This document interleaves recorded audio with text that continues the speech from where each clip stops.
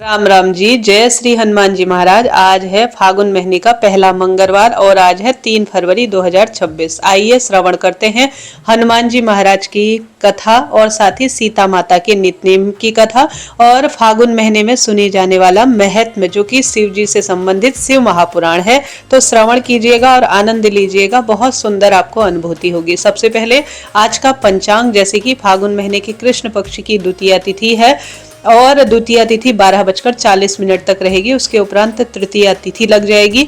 आ मघा नक्षत्र है और पूर्वा फाल्गुनी नक्षत्र 10:10 के बाद रहेगा। शोभन योग का आज निर्माण हो रहा है। आज राहु काल में किसी नए शुरुआत काम की ना करें। 3:35 से 4:48 के आसपास राहु काल का अशुभ समय है। ठीक है जी। साथ ही आज अभिजीत मुहूर्त अर्थात हर कार्य की जीत का समय, जिस समय आप कोई नया शुभ काम कर सकते हैं, 12:18 से 1:02 के आसपास है। और साथ ही अमृत काल का समय 7:48 से 9:22 के आसपास शाम को हो रहा है। इस समय भी दिया बाती पूजन पाठन का सबसे अच्छा समय है, क्योंकि अमृत काल सबसे श्रेष्ठ माना जाता है। बात कर लेते हैं शुभ चौघड़िया की। तो आज शुभ चौघड़िया जो है विशेष तौर पर रहने वाला है। शुभ का चौघड़िया शुभ है। लाभ और शुभ का चौघड़िया 11:17 से 12:40 के आसपास। शुभ लाभ चौघड़िए में किसी नए कार्य की शुरुआत की जाए तो लाभ होता है। आप जानते होंगे अभी गंडमूल का भी समय चल रहा है। सबसे पहले सीता माता के नित्य नेम की कथा सुन लेते हैं। कथा शुरू करने से पहले आपसे अनुरोध है कि आप रोज इसी तरह से आज का शुभ और अशुभ समय पंचांग जानना चाहते हैं तो चैनल को सब्सक्राइब कर लीजिएगा और बेल नोटिफिकेशन को प्रेस कर लीजिएगा, ताकि आपको सही समय पर सटीक जानकारी प्राप्त हो। कथा अनुसार सीता माता इस कहानी को कहती थी और भगवान श्री रामचंद्र जी सुना करते थे। एक दिन सीता माता भगवान को किसी काम के लिए बाहर जाना पड़ा तो सीता माता कहने लगी कि भगवान, मेरा तो 12 वर्ष का नित्य नेम है, अब आप बाहर जाएंगे तो मैं अपनी कहानी किसे सुनाऊंगी। श्री रामचंद्र जी ने कहा, तुम कुएं के पाल के पास बैठ जाना और वहां जो औरतें पानी भरने आएंगी ना, उन्हें अपनी कहानी सुना देना। सीता माता कुएं के पास बैठ गई। एक स्त्री आई, उसने रेशम की जरी की साड़ी पहन रखी थी और सोने का घड़ा ले रखा था।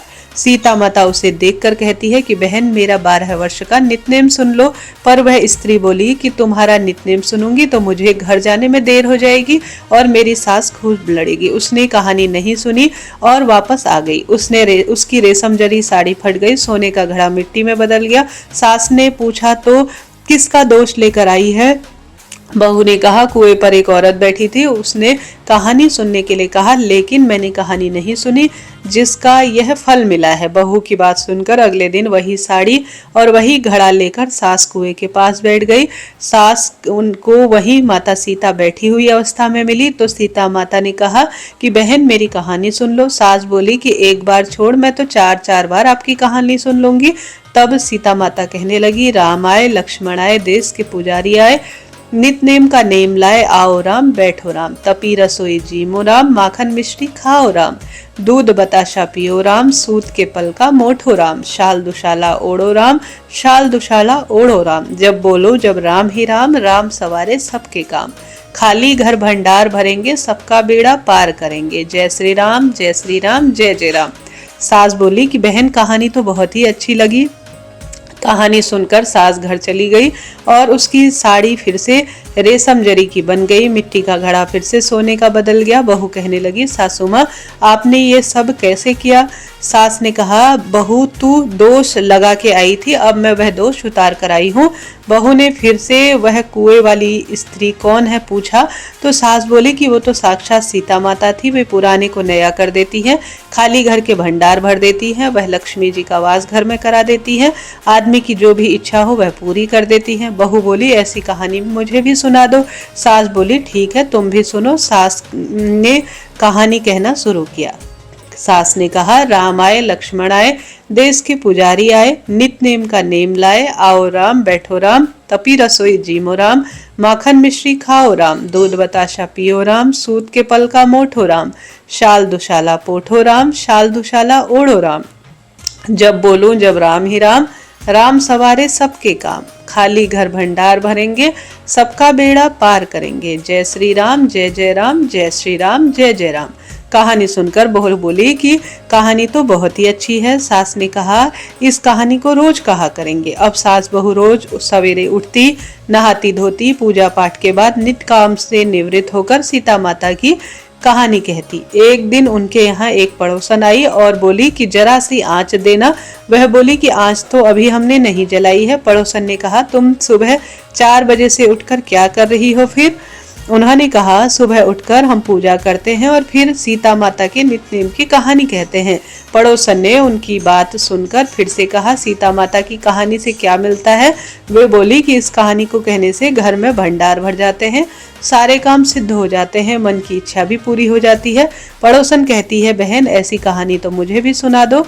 वह बोली ठीक है तुम भी यह कहानी सुन लो। राम आए लक्ष्मण आए, देश के पुजारी आए, नित नेम का नेम लाए, आओ राम बैठो राम। सारी कहानी सुनने के बाद पड़ोसन कहने लगी बहन कहानी तो मुझे बहुत अच्छी लगी। अब वह पड़ोसन भी नित नेम से सीता माता की कहानी कहने लगी।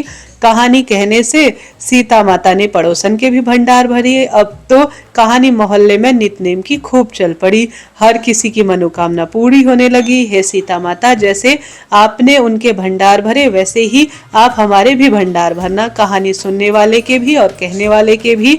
बोलिए सीता माता की जय, श्री रामचंद्र भगवान की जय। हनुमान जी की कथा अनुसार श्री रामचंद्र जी की कथा अनुसार श्री राम दरबार में हनुमान जी महाराज श्री राम जी की सेवा में इतने तन्मय हो गए थे कि गुरु वशिष्ठ जी के आने का उनको बिल्कुल भी ध्यान नहीं रहा। सभी ने उठकर उनका अभिनंदन किया, अभिवादन किया, हनुमान जी नहीं कर पाए। वशिष्ठ जी ने श्री रामचंद्र जी से कहा राम गुरु का भरे दरबार में आज अभिनंदन नहीं कर अपमान करने का आखिर क्या सजा होनी चाहिए? श्री रामचंद्र जी ने कहा गुरुवर आप बताइए।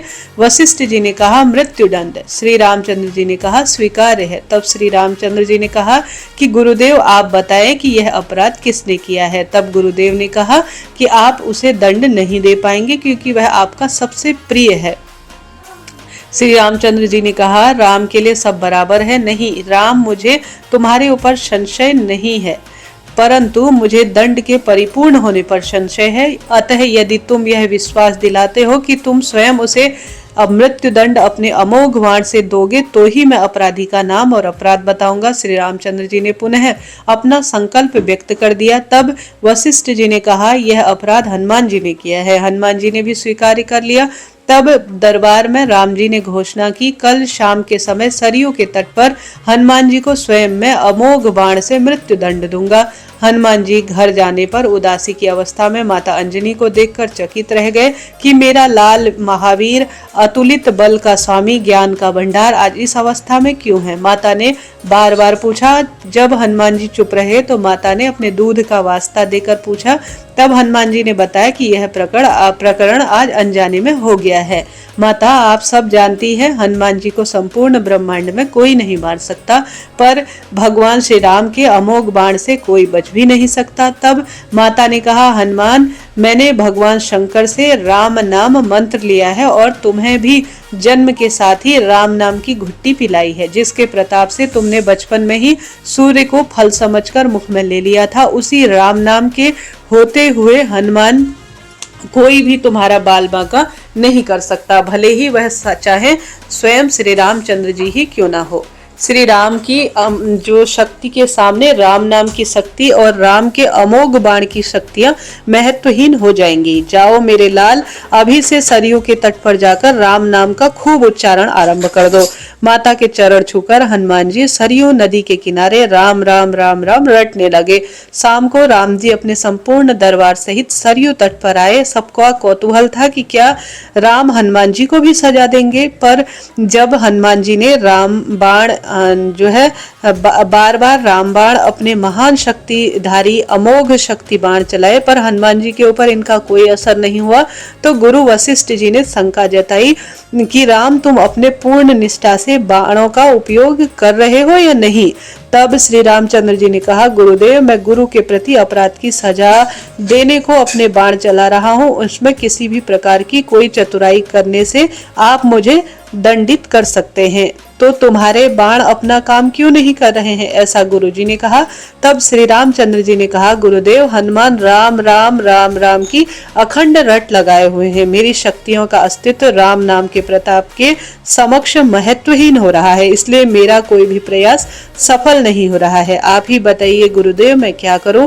गुरुदेव ने कहा, हे राम, आज से मैं तुम्हारे साथ तुम्हारे दरबार का त्याग कर कर अपने आश्रम जा रहा हूँ, जहाँ राम नाम का निरंतर जप करूंगा। जाते जाते गुरुदेव वशिष्ठ जी ने घोषणा की कि हे राम, मैं जानकर मानकर यह घोषणा कर रहा हूँ कि स्वयं राम का नाम बड़ा है। राम नाम महा अमोघ शक्ति का सागर है।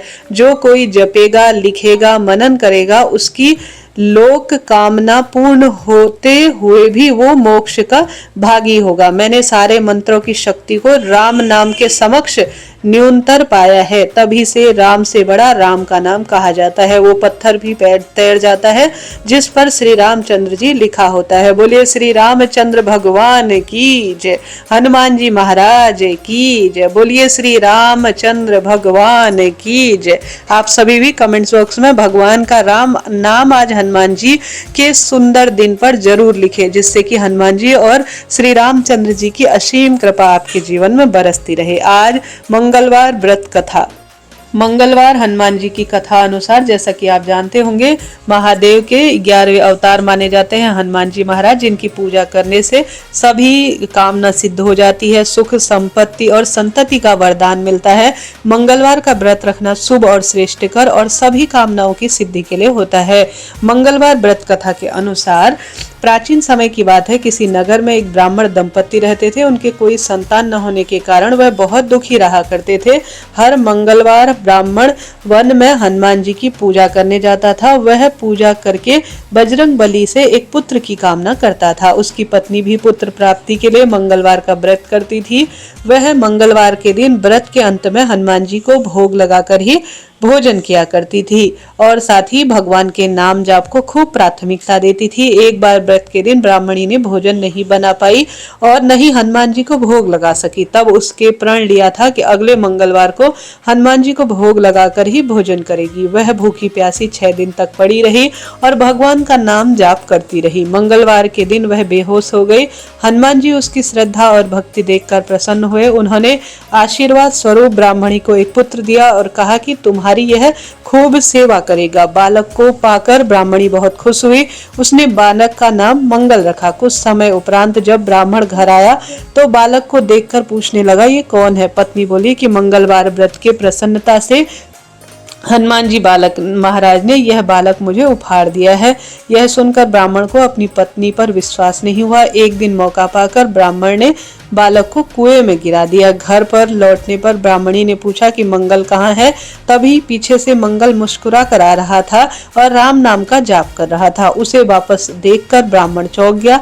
उसी रात को बजरंग बली ने ब्राह्मण को सपने में दर्शन दिए और बताया कि यह पुत्र उन्होंने ही दिया है। सच जानकर ब्राह्मण को खूब दुख हुआ। इसके बाद से ब्राह्मण दंपति क्षमा प्रार्थी होते हुए रोज नित्यनेम हनुमान जी महाराज के पूजन अर्चन और राम नाम का जाप किया करते थे और मंगलवार का व्रत भी रखा करते थे। मंगलवार व्रत रखने वाले मनुष्य को उत्तम संतान, निरोगी काया, रोग कर्ज दुख दारिद्रता से मुक्ति मिलती है और हनुमान जी सदा सर्वदा उनके प्राणों की रक्षा करते हैं। बोलिए हनुमान जी महाराज की जय, श्री रामचंद्र भगवान की जय। श्रोताजनों, इस फागुन महीने में शिव जी की कथाएं और श्री नारायण के भगवान श्री कृष्ण स्वरूप की कथाओं का महत्व और वर्णन सुनना चाहिए। उसी के तहत हम शिव महापुराण की कथाओं का श्रवण कर रहे हैं।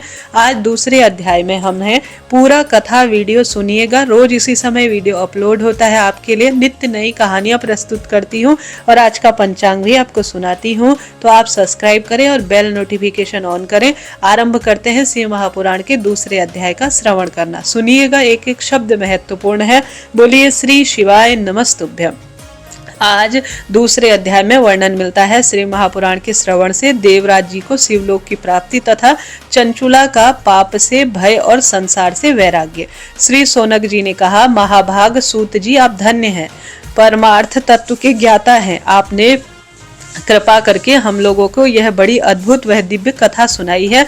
भूतल पर इस कथा के समान कल्याण का सर्वश्रेष्ठ साधन दूसरा कोई नहीं है। यह बात हमने आज आपकी कृपा से निश्चित पूर्वक समझ ली है। सूत जी, कलयुग में इस कथा के द्वारा कौन कौन से पापी शुद्ध होते हैं उन्हें कृपा पूर्वक बताया और इस जगत को कृतार्थ कीजिए। सूत जी बोले, मुनि, जो मनुष्य पापी, दुराचारी, खल और तथा काम, क्रोध आदि में निरंतर डूबे रहने वाले हैं, वह सभी इस पुराण के श्रवण पठन से अवश्य ही शुद्ध हो जाते हैं। इसी प्रकार में जानकर मुनि इस प्राचीन इतिहास का उदाहरण दिया करते हैं, जिसके श्रवण मात्र से पापों का पूर्णतया नाश हो जाता है। पहले की बात है,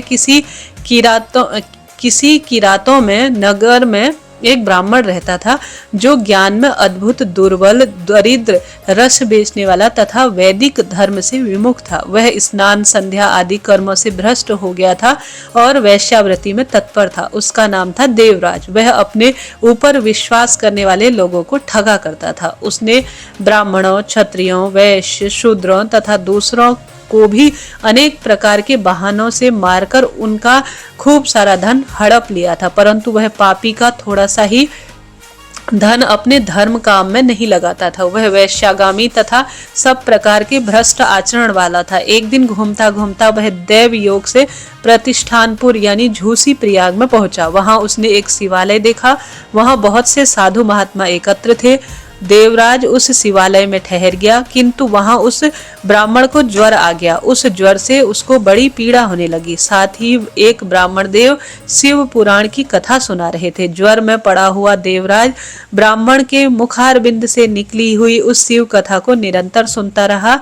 1 मास के बाद ज्वर से अत्यंत पीड़ित होकर चल बसा। यमराज के दूत आए और उसे पासों से बांधकर बलपूर्वक यमपुरी ले गए। इतने में ही शिवलोक से भगवान शिव के पार्षदगण आ गए।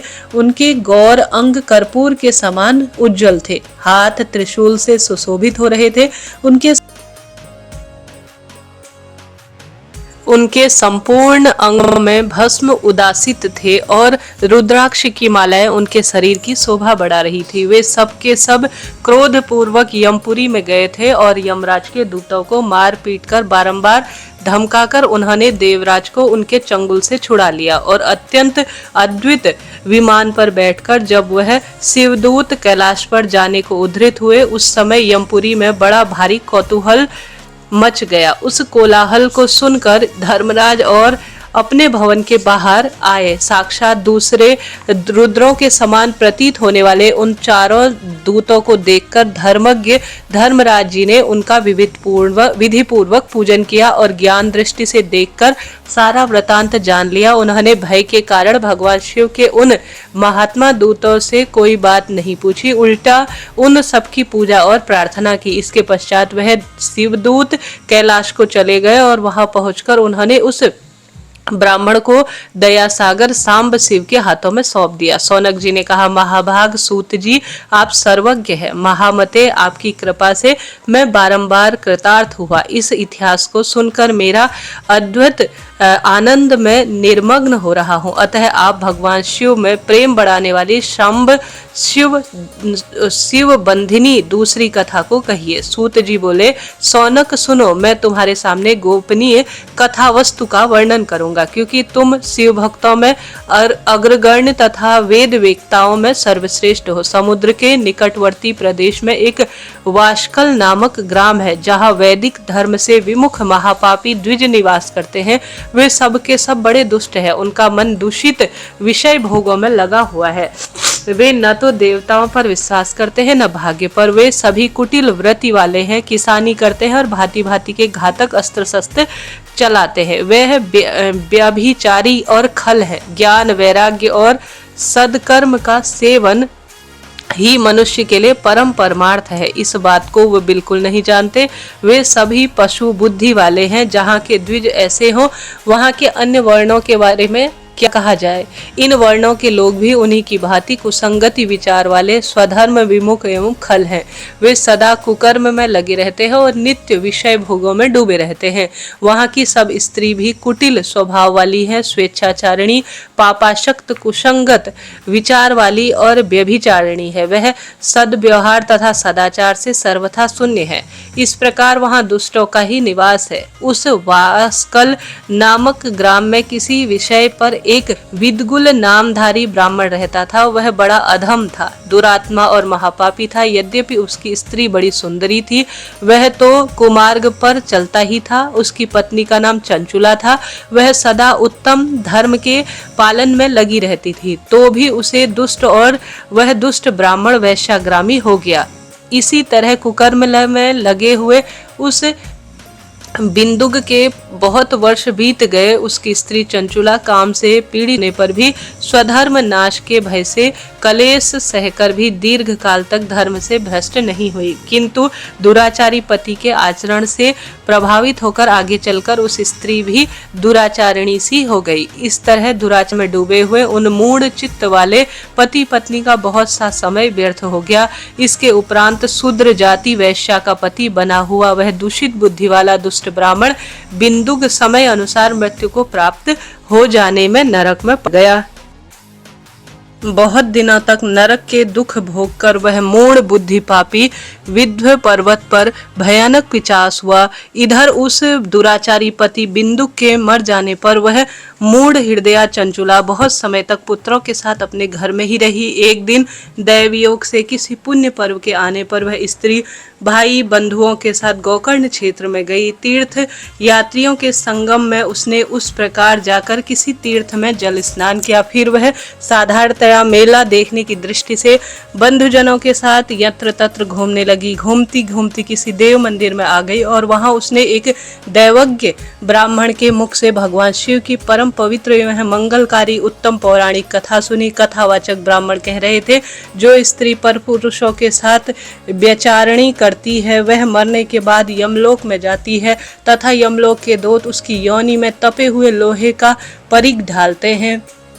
पौराणिक ब्राह्मण के मुख से यह वैराग्य बढ़ाने वाली कथा सुनकर चंचुला भय से व्याकुल होकर कांपने लगी। जब कथा समाप्त हुई और सुनने वाले सब लोग वहां से चले गए, तब वह भयभीत नारी एकांत में शिव पुराण की कथा बाँचने वाले उन ब्राह्मण देवता के पास गई और बोली, चंचुला ने कहा, ब्राह्मण मैं अपने धर्म को नहीं जानती थी, इसलिए मेरे द्वारा बड़ा दुराचार हुआ है।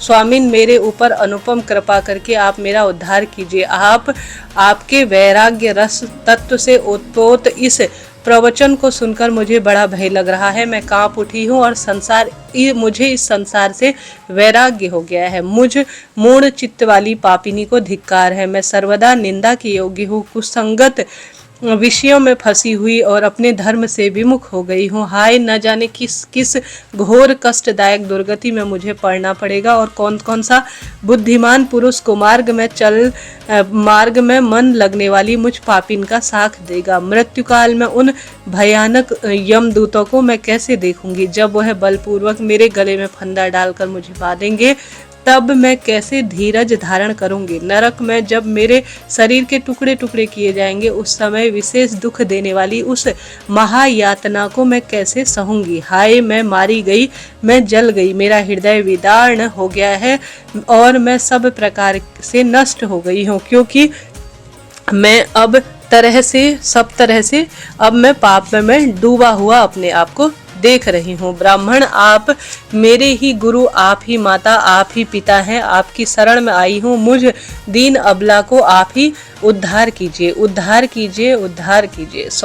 सूत जी ने कहा, सौनक, इस प्रकार खेद और वैराग्य से युक्त हुई चंचुला ब्राह्मण देवता के चरणों में गिर पड़ी। तब उस बुद्धिमान ब्राह्मण ने कृपा पूर्वक उसे उठाया और इस प्रकार से कहा। यहाँ पर दूसरा और तीसरा अध्याय समापन हो गया। प्रिय श्रोताजनों, कल हम श्रवण करेंगे चंचुला जी की प्रार्थना ने ब्राह्मण को पूरा शिव महापुराण, चंचुला जी की प्रार्थना से ब्राह्मण का उसे शिव महापुराण पूर्ण रूप से सुनाना हम कल श्रवण करेंगे और समय अनुसार शरीर छोड़कर किस तरह से शिवलोक में जाकर माँ चंचुला पार्वती जी की सखी और सुखी होना लिखा गया है। तो कल हम चौथा और पांचवा अध्याय श्रवण करेंगे। आज अभी के लिए इतना ही। इसी तरह से रोज शिव महापुराण की कथा सुनना चाहते हैं तो चैनल को अभी सब्सक्राइब करें और बेल नोटिफिकेशन दबा लीजिए, घंटी का आइकॉन, ताकि आपको समय पर यह कथाएं मिल सके। अभी के लिए इतना ही। श्री शिवाय नमस्तुभ्यम। जय श्री कृष्ण कमेंट्स में जरूर लिखें।